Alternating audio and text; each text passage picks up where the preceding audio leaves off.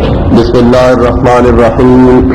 لیکن یہاں دیکھیں جو بنیادی بات ہے اس کو تو چھوڑ دیا, وہی پرانے شکاری ہے نئے جال کے ساتھ آئے ہیں کہ یہ جہاد جو ہے سب سے پہلے جہاد ہے. باقی ایمان عقیدہ تمہارا جیسا بھی ہو, موٹی تعویذ تمہارے گردن میں لٹکی ہوئی ہو, بازو پر باندھا ہوا ہو, لیکن ان کے اس تنظیم کو چمکانے کے لیے تمہیں ایک علاقے میں بھیجتا ہے, وہاں پر ہندو کے سامنے کھڑے ہو کر یا اس کو مارو یا مر جاؤ, تاکہ یہ پاکستانیوں کو بتا سکے کہ ہمارے اتنے آدمی مارے گئے تاکہ چندہ وصول کر سکے. کتنا خوش ہے, کتنا بالا ان کو مل گیا. دکان دکان میں پیٹی رکھی ہوئی ہے, بڑے خوش ہوتے ہیں جب اکٹھے کرتے ہیں, جمع کرتے ہیں.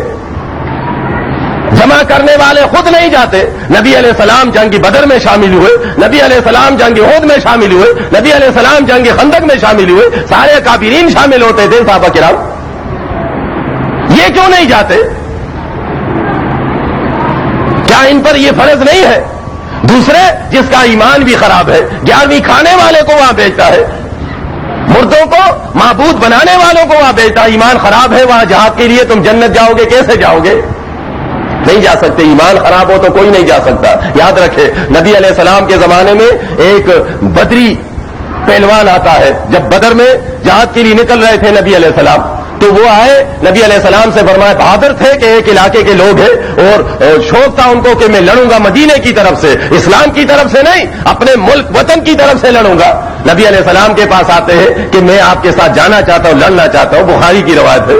نبی علیہ السلام نے دیکھے پہلے کیا پوچھا, خوش نہیں ہوئے کہ پہلوان آیا, لوگوں نعرے لگاؤ, ہمارے ساتھ اتنا مضبوط آدمی آیا, ہمارے لشکر مضبوط ہو گئی. انہوں نے کہا آپ گواہی دیتے ہیں کہ اللہ کے علاوہ کوئی معبود نہیں ہے اور میں اللہ کا رسول ہوں؟ انہوں نے کہا, بڑے دلیر آدمی تھے, انہوں نے کہا نہیں, یہ گواہی تو نہیں دیتا, میں تو مدینے کی طرف سے لڑنا چاہتا ہوں. نبی علیہ السلام نے فرمایا ہمارے ساتھ نہ جائے, یہ تو اسلام اور کفر کی لڑائی ہو رہی ہے, یہ تو اسلام اور کفر کی لڑائی ہو رہی ہے. لیکن وہ تو بہادر آدمی تھے دلیر. جب انکار ہوا تو کچھ دیر کے بعد پھر دوبارہ قریب گئے نبی علیہ السلام کے پاس کہ میں واقعی لڑنا چاہتا ہوں. اس کا تو یہ خیال تھا کہ جس طرح دنیا کی تنظیمیں خوش ہو جاتی ہے جو بھی ہو, لیکن اس کی طرف سے لڑے اور نام و نمود ہو اور بہادری ثابت ہو جائے. نبی علیہ السلام کے پاس گئے تو انہوں نے دوبارہ پوچھا اس سے کہ کیا تم گواہی دیتے ہو کہ اللہ کے علاوہ کوئی معبود نہیں ہے اور میں اللہ کا رسول ہوں؟ انہوں نے کہا دوسری مرتبہ بھی کہا نہیں دیتا میں اس کا. نبی علیہ السلام نے فرمایا ہمارے ساتھ نہ جائے. اب تیسری مرتبہ وہ آئے نبی علیہ السلام کے پاس. اس نے فیصلہ کیا تھا میں لڑنا چاہتا, بزدل نہیں تھے. یہاں تو کلمہ پڑھنے والا قبر سے ڈرتا ہے, یہاں تو یہ کلمہ پڑھنے والا مردوں سے ڈرتا ہے. دیکھے مشرک تھا, ایمان بھی نہیں لا, اتنا بہادر آدمی, 1000 کے معلوم ہے کہ زیادہ ہے دشمن, لیکن لڑنا چاہتے تھے. اور ایسے بہادروں کو اللہ ایمان دیتا ہے. تیسری مرتبہ آیا نبی علیہ السلام سے فرمایا میں جانا چاہتا ہوں. نبی علیہ السلام نے وہی پوچھا, یہ نہیں کہا کہ تم دماغ خراب کرتے ہو اور بار بار پوچھتے ہو آؤ ہمارے ساتھ لڑو شوق پورا کرو, نہیں. دوبارہ تیسری مرتبہ پوچھا, گواہی دیتے ہو کہ اللہ کے علاوہ کوئی داتا نہیں ہے, کوئی مشکل کشا اور حاجت روا نہیں ہے, میں اللہ کا سچا رسول ہوں؟ تیسری مرتبہ اس نے کہا میں گواہی دیتا ہوں. تیسری مرتبہ خوش نصیب تھے, تیسری مرتبہ کہا میں گواہی دیتا ہوں. نبی علیہ السلام نے فرمایا آئیے ہمارے ساتھ, اب جتنے بھی قربانی دو گے اللہ کی طرف سے اجر ملے گا. اس کے مقابلے میں جنت ہے, جنت ایمان والوں کے لیے ہوتا ہے, ایمان والوں کے لیے. آج یہاں پر یہ جو جہاد کے نعرے لگائے ہوئے ہیں, آپ عام آدمی بھی سمجھ سکتا ہے, یہ کوئی مشکل بات نہیں. اگر ہم نبی بیان کریں عام آدمی بھی سمجھ سکتا ہے. دیکھیں ان کی تنظیمیں بنی ہوئی ہے, یہ لشکر طیبہ ہے, یہ الگ مسلک والے ہیں, یہ جیش محمد ہے, یہ الگ مسلک ہے ان کا. یہ آپس میں ایک دوسرے کے پیچھے نماز بھی نہیں پڑھتے, ایک دوسرے کو غیر مقلد اور مقلد کہتے ہیں, صحیح بھی نہیں سمجھتے. لیکن دونوں یہاں سے دو بھائی ہیں, ایک کو جیش محمد اپنی باتوں میں لا کر کشمیر بھیجتا ہے اور دوسرے کو لشکر طیبہ والے باتوں میں لا کر کشمیر بھیجتا ہے. دونوں مر جاتے ہیں وہاں. کس لیے؟ اگر وہاں کشمیر قبضے میں آ بھی گیا, ایک آسان سا کلیا ہے, کشمیر آ گیا, سمجھو ان دونوں نے آزاد کر لیا. کشمیر تو ان کے قبضے میں آئے گا بھی نہیں, کشمیریوں کے پاس جائے گا. وہاں بے حساب پارٹیاں بنی ہوئی ہے, پہلے تو ان کے قبضے میں جائے گا آزاد ہونے کے بعد. لیکن اگر ان کے پاس آئے تو سادہ سی بات ہے, یہ آپس میں لڑیں گے. کیوں؟ لشکر طیبہ والے, اہل حدیث والے کہیں گے وزیر اعظم ہمارا ہوگا کشمیر کا. جیش محمد والے کہیں گے وزیر اعظم ہمارا ہوگا، ایک دوسرے کو لسٹ بتائیں گے اتنے ہمارے شہید ہوئے اور اتنے قربانیاں ہم نے دی ہے، تو آج یہ بندوق، یہ گولی جو ہندو کے خلاف استعمال ہو رہا ہے، کشمیر فتح ہونے کے بعد یہ آپس میں استعمال کریں گے۔ اس کا مظاہرہ تو تم نے افغانستان میں دیکھا ہے، دور کی بات نہیں ہے، پڑوس کی بات ہے۔ دشمن روس نکلنے کے بعد وہ کس پر فائرنگ کرتے تھے؟ ان کا ہتھیار کس کے خلاف ہو رہا تھا؟ آپس میں ہو رہا تھا۔ کس چیز پر؟ کرسی پر، صدارت پر، وزارت پر۔ ان کا بھی یہی ہوگا۔ یہ تو بچے بھی سمجھ سکتے ہیں۔ اگر تم مخلص ہو اور تم یہ واقعی تم آپس میں نہیں لڑنا چاہتے ہو تو آج سخت وقت میں تم ایک کیوں نہیں ہوتے ہو؟ تم ایک کیوں نہیں ہوتے ہو؟ اعلان کر دو قوم کے سامنے کہ ہم ایک ہیں، ہم ایک ہیں، اہل حدیث اور دیوبند ایک ہے۔ اعلان آج نہیں کرتے اس مصیبت میں، مشکل وقت میں، تو کل یہ کیا کریں گے امن کے وقت؟ نہ سمجھ لوگ جو ان کی باتوں میں آتے ہیں اور وہ کہتے ہیں نہیں جی ہم تو وہاں جا کر جہاد کرتے ہیں۔ جہاد کیا کرتے ہیں؟ جہاد اگر یہ کرتے مخلص ہوتے تو یہ جو کچھ مقبوضہ کشمیر میں ہوتا ہے وہی کام آزاد کشمیر میں ہو رہا ہے۔ کوئی مختلف کام تو نہیں ہو رہے۔ جو مقبوضہ کشمیر کے اسلام آباد میں ہوتا ہے اس سے زیادہ خرابیاں، بدکاریاں آپ کے پاکستان کے اسلام آباد میں ہے۔ اگر تم واقعی مجاہد ہو تو اپنے اسلام آباد کو صحیح کرو۔ سب سے زیادہ شراب پیا جاتا ہے پاکستان کے اسلام آباد میں، سب سے زیادہ بدکاریاں ہو رہی ہے، ہر آدمی جانتا ہے۔ اس اسلام آباد کو صحیح کرو۔ تم وہاں ہندو کے اسلام آباد کو جا کر صحیح کرتے ہو، وہ تمہارے قبضے میں تو نہیں آئے گا۔ آج تمہارے اپنے گھروں میں، اپنے ملک میں، اپنے کشمیر میں انڈیا کی فلمیں چل رہی ہیں، تم وہاں کے سنیما کو گراتے ہو، یہ کون ٹھیک کرے گا؟ وہی جہالت والی باتیں ہیں۔ جس طرح آپ ہائی لیول پر یہ دیکھیں گے تو انسان حیران ہوتا ہے۔ یہ کتاب ایسی چیز ہے، اللہ کی کتاب، اس کو پڑھنے والا وہ زیرک ہوتا ہے، دانا سمجھدار ہوتا ہے۔ ہائی لیول پر آپ دیکھیں یہ باتیں ہم اکثر اپنے بھائیوں سے کرتے ہیں۔ یہ دیکھیں بعض لوگ ہمیں یہ تانا دیتے ہیں کہ تم یہ ساری دنیا نہیں سمجھتی ہے، ساری دنیا صرف تم کچھ لوگ ہو، تم کچھ 10-15 آدمی ہو، تم سمجھتے ہو۔ ساری دنیا کی مثال تمہارے سامنے ہے۔ ہمارے پڑوس کی باتیں ہیں۔ قرآن میں تو اللہ نے درس دیا ہے، سارا سمجھایا ہے کہ دنیا والے نہیں سمجھتے۔ نبی علیہ السلام سے فرمایا وَإِن تُطِعْ أَكْثَرَ مَنْ فِي الْأَرْضِ يُضِلُّوكَ عَنْ سَبِيلِ اللَّهِ، کہ اگر تم دنیا کی زمین کی اکثریت کی بات مانو گے یہ تمہیں گمراہ کر دیں گے۔ دنیا کی اکثریت والے گمراہ ہوتے ہیں۔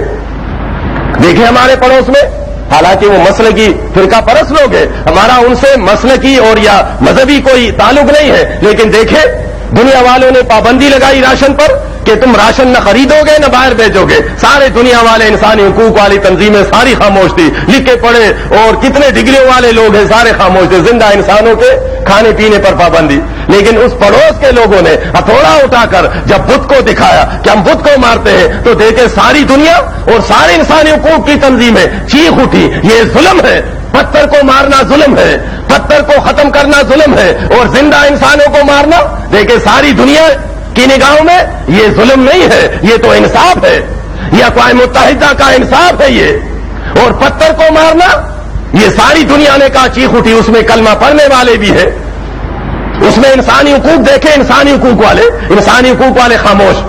پڑوس تو چھوڑیں، آپ کے ملک کی حالت آپ دیکھیں پاکستان میں بے چینی ہے، بدامنی ہے، سب سے بڑا مسئلہ بے روزگاری کا ہے، روز بروز بڑھ رہا ہے۔ یہ سارے انسانی حقوق والے خاموش ہیں، سارے انسانی حقوق والے۔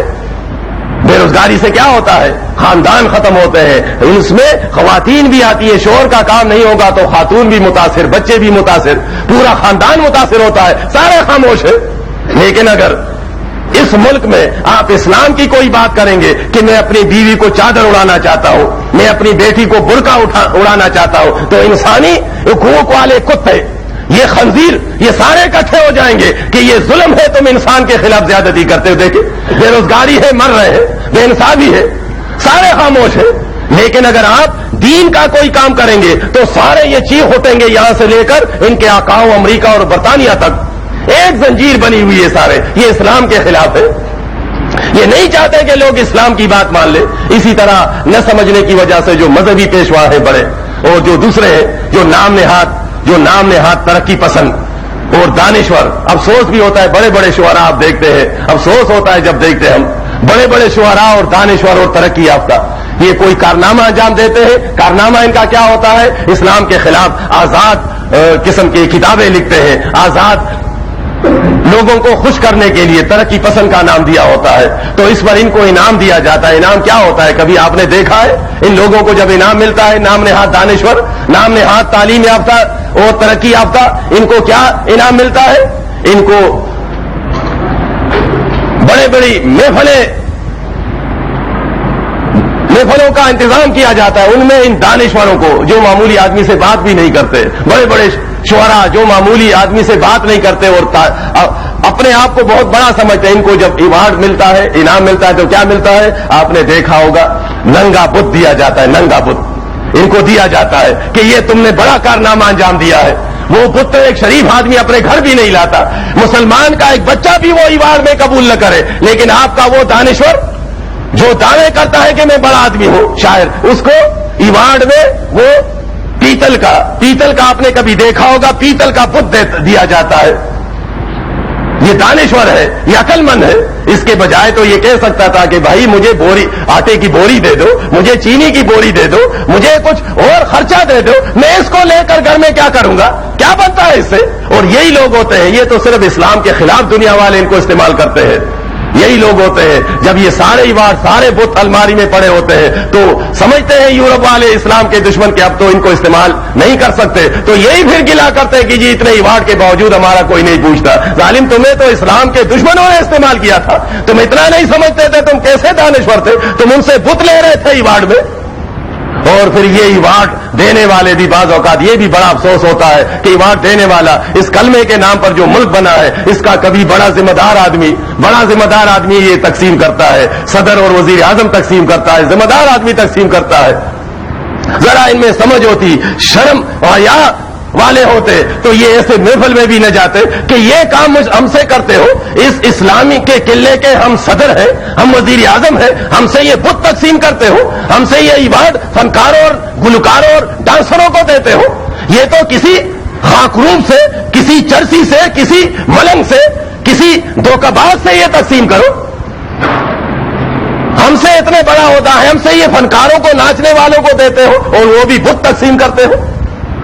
मुसलमान का एक बच्चा भी ये न ले किसी से, जो मुसलमान का बच्चा हो। और ये हमारे मुल्क के बड़े बड़े दानश्वर देखिए, वहां पर बाकायदा लेने के बाद शुक्रिया भी अदा करते हैं और तालियां भी लोग पीटते हैं। तालियों वाले भी पाकिस्तानी होते हैं, कलमा पढ़ने वाले। तो दुनिया में एक मैदान नहीं है, देखिए हर तरफ जितने भी मैदान है वो हर तरफ से हमें बेवकूफ बना रहे हैं। हमारे कितने लिखे पढ़े भाई होते हैं, दोस्त होते हैं, वो इनकी बातों में आ जाता है कि नहीं जी मौलवी साहब ठीक कहता है, ये सियासतदान सही कहता है, ये हमारा दानिश्वर सही कहता है। तुम जो हो, तुम सख्ती करते हो, तुम पुरानी बातें हमारे सामने बयान करते हो। पुरानी बातों में तो इज्जत है, पुरानी बातों में तो हया है, पुरानी बातों में कामयाबी है। ये पुरानी नहीं है, ये आज भी इस पर अमल करोगे दुनिया में भी कामयाब रहोगे। तुम्हारी रब की बात कभी पुरानी नहीं हो सकती है। तुम्हारे रब ने ये बातें तुम्हें समझाने के लिए बयान की है। इसी बड़े जालिम फिरौन का वाकया बयान करते हुए फरमाया कि इसने ये मंसूबा बनाया था कि मेरे मुकाबले में कोई ना आए, इसलिए लड़कों को, जवानों को ज़बह करते थे, लड़कियों को छोड़ लेते थे, लड़कियों को छोड़ते थे।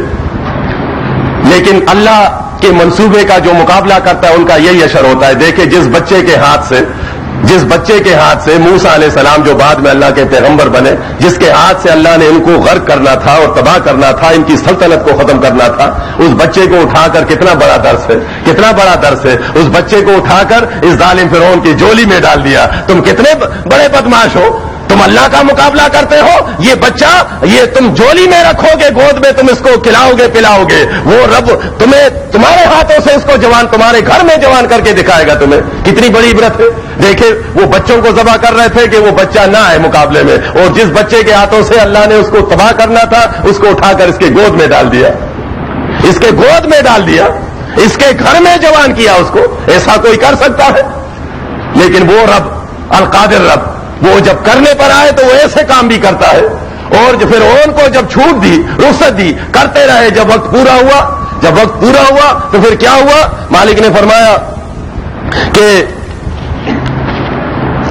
वो बड़े जालिम थे, वस्तकबरा हुआ व जुनूदुहु फिल अर्दि बिगैर हक़ व ज़न्नु अन्नहुम इलैना ला युरजऊन, کہ اس نے استکبار کیا، بڑائی کی، اور اس کے لشکر بھی اس کے ساتھ تھی، زمین پر ناحق، اور یہ گمان کیا کہ ان کو ہمارے پاس نہیں آنا ہے، ان کو کوئی پکڑ نہیں سکتا۔ تو کیا ہوا؟ جب وہ تکبر میں، غرور میں اور ظلم میں آگے بڑھا تو ایک دن ہم نے کیا کیا ان کے ساتھ؟ فَأَخَذْنَاهُ وَجُنُودَهُ، ہم نے اس کو پکڑا اور اس کی لشکر کو پکڑا۔ فَنَبَذْنَاهُمْ، سارے سب کو جمع کر کے، فَنَبَذْنَاهُمْ فِي الْيَمِّ، سب کو جمع کر کے دریا میں ڈال دیا۔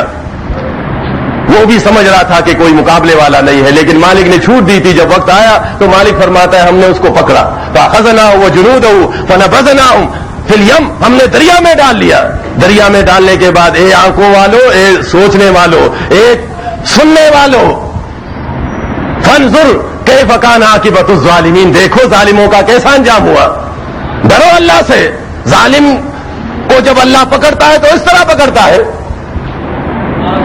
اس نے تکبر کیا۔ دوسرا بندہ تھا قارون، اس کو اللہ نے مال دیا تھا، مال کی وجہ سے وہ بڑا فسادی بنا ہوا تھا، بجائے اس کے کہ مال اللہ دے، اللہ کا ماننے والا تھا یہ قارون بھی، بنی اسرائیل سے تعلق تھا، بجائے اس کے کہ جس کو اللہ مال دے وہ اللہ کی راہ میں مال کو لگائے، اللہ کا شکر ادا کرے قدم قدم پر۔ یہ ظالم، یہ دوسروں کا حق مارنے والا، دوسروں کی جائیداد اپنے نام لکھنے والا اور ظلم کرنے والا تھا۔ قوم کے لوگوں نے اس کو بھی سمجھایا اور اس کو ڈرایا اللہ کے عذاب سے۔ ان سے کہا کہ اللہ نے تمہیں سب کچھ دیا ہے تو اپنے اس مال سے وابتغ فیما آتاک اللہ الدار الآخرہ، اس سے آخرت کا گھر بنانے کی کوشش کرے۔ اللہ نے مال دیا ہے، اللہ کے راہ میں مال خرچ کرے، صدقات دے، خیرات دے، مساجد بنائے، زکوٰۃ نکالے اور یتیموں اور مساکین کو کھلائے، جو مستحق ہیں ان کو کھلائے پلائے، اللہ کا حق اس سے نکالے، اس سے تمہارا آخرت کا گھر بن جائے گا۔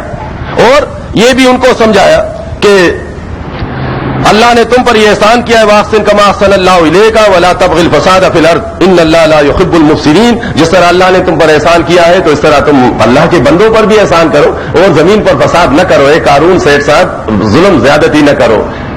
اللہ کی گرد میں آؤ گے تو نہ تمہارا مال کام آئے گا اور نہ تمہیں کوئی چھڑانے بچانے والا ہوگا۔ لیکن اس کا بھی یہ خیال تھا کہ کون مجھ پر ہاتھ ڈال سکتا ہے، اتنے بڑے بڑے تعلقات ہیں ہمارے وزیروں، مشیروں، سیاستدانوں کے ساتھ، اتنے بڑے نوکر چاکر ہیں ہمارے اور اتنے چوکیدار ہیں، گارڈ کھڑے ہوئے ہیں، کون مجھ پر ہاتھ ڈال سکتا ہے۔ اس کے ذہن میں نہیں تھا کہ ہاتھ ڈالنے والا جب ڈالنے پر آتا ہے تو سارے چوکیدار کھڑے ہوتے ہیں، سارے گارڈ اور سارے وزیر اور مشیر ڈرائنگ روم میں بیٹھے ہوتے ہیں کہ اللہ تعالیٰ ختم کر دیتا ہے۔ اس نے نہیں مانی اچھے لوگوں کی بات، جنہوں نے اس کو ایمان کی طرف بلایا اور یہ دعوت دی کہ اپنے لیے آخرت کا گھر بناؤ، فساد نہ کرو، بڑائی نہ کرو، تم بھی اللہ نے مال دیا ہے۔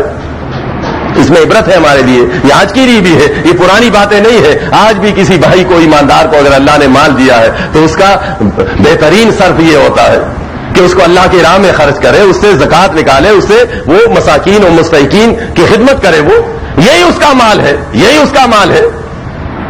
عائشہ رضی اللہ عنہ کے پاس صدقے کا کچھ مال لایا گیا، کسی نے ہدیے کے طور پر مال لایا تو نبی علیہ السلام کو بتایا گیا۔ نبی علیہ السلام نے پوچھا کہاں ہے وہ، تو عائشہ رضی اللہ عنہ نے فرمایا کہ وہ تو میں نے کچھ تقسیم کر لیا، فلاں فلاں کو دے دیا اور یہ کچھ اپنے لیے رکھا ہے۔ تو نبی علیہ السلام نے فرمایا وہ جو تقسیم کیا وہ اپنے لیے رکھا اور یہ یہاں گھر میں رکھا ہے، یہ تو کھا لیں گے ہم، یہ تو کھا لیں گے جو اللہ کے راہ میں دیا، آپ نے دوسروں کو دیا، وہ تمہارا مال ہے۔ تو یہاں جو مال ہم اپنے ہاتھوں سے اللہ کے نام پر دیتے ہیں، اللہ کی راہ میں خرچ کرتے ہیں، اصلی مال ہمارا یہی ہوتا ہے، اصلی مال ہمارا یہی ہوتا ہے جو یہاں پر بینک میں ہم جمع کرتے ہیں، جو جائیداد کی شکل میں جمع کرتے ہیں، جو بچوں کے لیے جمع کرتے ہیں، یہ ہمارا مال نہیں ہوتا، یہ تو پیچھے رہنے والا مال ہے، یہ تو پیچھے رہ جائے گا، ہم خالی ہاتھ چلے جائیں گے، خالی ہاتھ آئے تھے خالی ہاتھ چلے گئے۔ عقل مند وہ ہے جس کو اللہ نے مال دیا ہے اور اپنے مال کو اپنے سے آگے کرے۔ دنیا میں لوگ انشورنس کرتے ہیں، اس لیے انشورنس کرتے ہیں کہ ان کو اس کا بے حساب حصہ ملے، 1 سے 20 روپیہ بن جائے، لیکن یہ اس کو 20 تو مل جاتا ہے، مرنے کے بعد ملتا ہے۔ کتنے بیوقوف ہوتے ہیں، مرنے کے بعد ان کو 10,000 کی بجائے 10 لاکھ مل جاتا ہے۔ یہ 10 لاکھ کس کو ملے گا؟ پسماندگان کو ملے گا۔ اب یہی 10,000 اگر اس نے اللہ سے ڈرتے ہوئے اللہ کے نام پر دیا تھا تو یہ کس کو ملے گا؟ یہ اسی کو ملے گا جب اللہ کے پاس جائے گا۔ یہ آسان حساب سے 10 گنا 10 لاکھ دیا تھا، کتنا بنا؟ آسان حساب سے 1 کروڑ اس کا وہاں مل گیا۔ 10 لاکھ دیے تھے، دیکھیں دنیا والوں نے 60 لاکھ 10 لاکھ دیے تھے، 60 لاکھ دیے، لیکن وہ پسماندگان کو دیے. اور اس نے 10 لاکھ جو اللہ کو دیے تھے تو جانے کے بعد 10 سے ضرب دے دے آسان، 1 کروڑ ہو گیا. ورنہ یہ 700 بھی بن سکتا ہے، یہ بے حساب بھی بن سکتا ہے. یرزق من یشاء بغیر حساب، بے حساب کروڑوں بھی بن سکتا ہے. آپ 1 روپیہ اللہ کی راہ میں دیں گے، کتنا بنے گا؟ کتنا بن سکتا ہے؟ یہ کروڑوں کے حساب سے بھی بن سکتا ہے. یہ کہاں لکھا ہوا ہے؟ نبی علیہ السلام نے فرمایا کہ جو خلوص کے ساتھ، اچھے ایمان کے ساتھ 1 کھجور بھی اللہ کے راہ میں دیتا ہے، 1 کھجور اللہ کے راہ میں دیتا ہے، اللہ تعالیٰ اس کو دائنے ہاتھ میں لے کر اس طرح بڑھاتا ہے کہ احد پہاڑ جتنا بنا لیتا ہے. دیکھیں 1 کھجور کو احد پہاڑ بنا لیا. اب آپ 1 کھجور کو احد پہاڑ کے برابر رکھیں، کتنا فرق ہے اس میں؟ آپ کروڑوں کے حساب سے کھجور رکھے تو وہ پہاڑ جتنے نہیں ہوں گے، 1 کھجور سے دیکھے کروڑوں کھجور بن گئے. اسی طرح آپ 1 روپیہ دیں گے اللہ کی راہ میں خلوص کے ساتھ تو وہ کروڑوں سے بھی بڑھ جاتا ہے اللہ کے ہاں. لیکن ایمان ہونا چاہیے، ایمان صحیح ہو. اگر ایمان نہیں ہے، عاملۃ ناصبہ تصلیٰ نارا حامیہ، ایمان خراب ہے، عقیدہ خراب ہے، مردہ پرستی ہے، فرقہ پرستی ہے، قرآن حدیث کے خلاف اکابرین کی بات مانی جاتی ہے، تو ایسے لوگوں کا اللہ کے ہاں کوئی اجر نہیں ہے. ایسے کام تو اس سے پہلے یہود و نصارہ بھی کبھی کبھی کرتے تھے. اگر یہ کلمہ پڑھنے والا بھی کرے اجر نہیں ملے گا. اجر اس وقت ملے گا جب ایمان صحیح ہو، جمائے ہوا ایمان ہو، اللہ کے علاوہ کوئی دوسرا معبود غوث العظم اور حاجت روا نہ ہو.